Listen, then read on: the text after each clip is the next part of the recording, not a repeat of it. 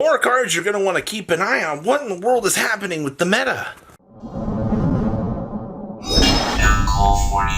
Make sure you guys smash the living crap out of that subscribe button so you guys don't miss out more Oz content. So we're going to start off over here with Necros cards. And you're probably like, what? Necros cards? Robbie, what in the world are you talking about out here with Necros? Well, funny enough, the Silent Forces archetype, for those of you that know, Novak's got a retrain, and we've been seeing some list have been adopting a Necros package in with the Novak stuff, which means the Silent Forces actually kind of give the deck a nice little consistent, you can pay the whole ritual tribute. Mr. Skull Guardian provides the deck with a very, very extremely large amount of negation and actual some heavy lifting at a 4,200 attack point stat line out here for this. So what's the Necros line contribute into all this? Well, Brionic is your bounce. You've got Unicorn. And I think people actually forgot the Necros of Unicorn having the continuous ability that it has is actually kind of insane. Oh, and my other favorite part about all of this.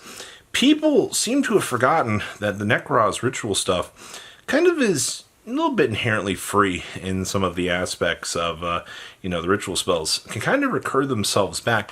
Also, the rest of the Novak stuff, the trap card gives you a form of interruption as well. So if you're bridging the gap with these two packages, you're getting the chance to kind of bring together this control build that actually seems pretty good. And that's why I wanted to bring some attention to the Necros stuff today is if we actually see the Silent Forces take off, and we see this creative build actually stick around, then who knows? Necros Unicorn and things could actually see a crazy takeoff. But it's been years for Necros getting the chance to do anything. I gotta give a shout out here to Horus cards, and I understand that Imseti and the rest of the crew are already expensive, all right? But we have to bring a spotlight here to the different versions of the deck that are coming out. So, the first big one is going to be the Centurion stuff. You know that Imseti and the rest of the Upseti gang, these fine little cards right here, these are level 8s, all right? The fact that they are level 8 means that they can toggle up with a nice little level 4 tuner monster, aka Primera, and all of a sudden you've achieved Legatia. Alright, and now that Legatia has been achieved, guess what? Now Crimson Dragon is just one step away. And of course, you can't make Zombie Vampire with Hoppy and the rest of the cards. So that's something to really consider. It makes the process of having more discard fodders, more synchro outlets with the Centurion package into a whole nother consistent monster. Now, the OCG's been doing something else. They've been playing Horus cards with Chimera and friends, and I'm still intrigued by this build because the TCG is 100%. We're all for Fallen of Albaz and friends, but the fact that the OCG has been exploring the Chimera stuff and actually having pretty good track record of this, it lets you discard all of the another way to drop the Gazelle and things out of your hand and then have them set down in the graveyard for the negates. And also, you're putting larger monsters on the field now as well, which means more and more control options kind of make sure that your deck can kind of do its thing. So I don't know, I find it very interesting, the little things of the Horus package it's actually been kind of leading to out here for innovations. Next up is going to be transaction rollback preparation. And this is mainly just to go, hey, you've got a decision to make right now. Your decision tree is, do you want Labyrinth cards or not?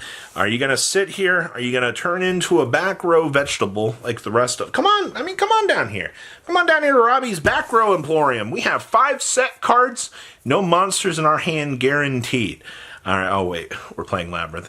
You're going to open up all monsters and no back row for that transaction rollback, and it's going to be a great time Well, the biggest thing with this is we do get another trap card in the next set here, Phantom Nightmare, that lets you declare a monster name, and you basically jam your opponent from getting the chance to special said monster, or you can banish it, declare a monster card name, and monsters of that effect's name or the monster with that name cannot use its effects that turn, which is actually, when you think about it, pretty good. I think a lot of people kind of underestimate that, but with transaction rollback literally 2 months away at this point in time, you got to put some light back onto it and go, hey, Labyrinth cards are already in extremely low quantities for the higher rarity stuff, as it has felt like for a while now.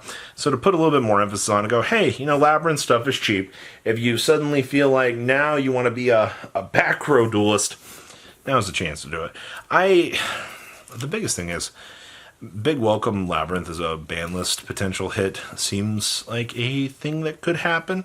We get transaction rollback. They put big welcome to 1. I mean, kind of lost all the steam. So something to really consider. Knowing Konami, anything is highly possible. But keep an eye on the Labyrinth stuff because of transaction rollback. Anything is highly possible. Yeah, brother, snap into a transaction rollback.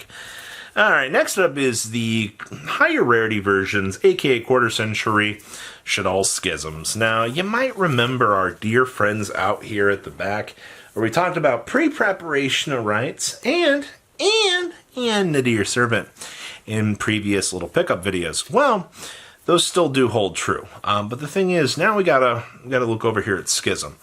Let's call it what it is at this point in time. Winda. You all remember El Shaddoll Window. One of the craziest cards in the game. Your opponent gets 1 special summon. And it's going to probably make you not enjoy the game very much. Typically, that's the power card the minute that the window's seen. Or you typically chain it on to the... you do what every cool duelist does. And you chain the Schism onto an effect that specials. And now your opponent suddenly caught with their pants down going, I don't like this very well. And that's continuous what we do end up seeing with this. Now, once again, more and more notion pushed back to seeing good old Schism see play, and it's once again Nadir Servant, drop the app cologne, yay, toggle on up, go ahead and set it, we've already loaded up the materials. This is something, once again, it's been seeing more and more play. Thank you, Silent Forces, for more and more of these stupid, weird contributions to this. I also believe there's a Centurion deck that's playing Maximus as well. It really depends, you have a checklist. Can your deck play Maximus, yes or no? If yes, then Maximus kind of turns some stupid card effects on that he really shouldn't be turning on. Your opponent's probably going to draw a card because a Guru is probably going to get flung somewhere into the graveyard, but the value that Schism feels like it has for the time being seems like it's worth giving some consideration to. And besides, it's a one-off! And then, last but not least, I want to mention Goaty over here. I don't foresee Goaty getting reprints. Sorry, I had to check around and make sure that, one of the Konami drones wasn't outside my house hearing what I was saying and then preparing to reprint Goaty stuff. I don't think it's going to happen. But the thing is, we have the white support cards coming in the near future for the white fish stuff. And the OCG has taught me a couple things. The Abyss Shark support with the Goaty stuff and then the white engine makes this it's pretty cool fish deck. Even though my comment sections told me that the deck is garbage, but it still keeps finding success. I'm not playing the Shark pack. Every OCG build's playing the Shark package with the level 5 guy. Play it. All right. Don't think that you're going to get away with not playing it. You're just going to run into consistency problems. Cards that typically help the engines along typically are things that you do want to play. And that rather amazes me. But as of right now, I think the Goaty package is a primary pickup if you're planning on playing, the Waterfish Turbo deck that brings all of these other little packages together. I mean, we've already had Stealth Kraken and Friends doing its job, with the Shark stuff already. Now that you can play the new Goaty cards that kind of reverse engineer them, and then the white cards that give you the support package to, drop, the little guy from the deck and then special itself. It all makes the deck a lot more consistent. So I like that that quite a lot. Seems really, really strong. So, those are some things to keep an eye on for the time being. What do you think? Please, comment down below, tell me what you guys think, and I'll see your beautiful faces back here later in the day, guys. Peace out. Patrons, thank you.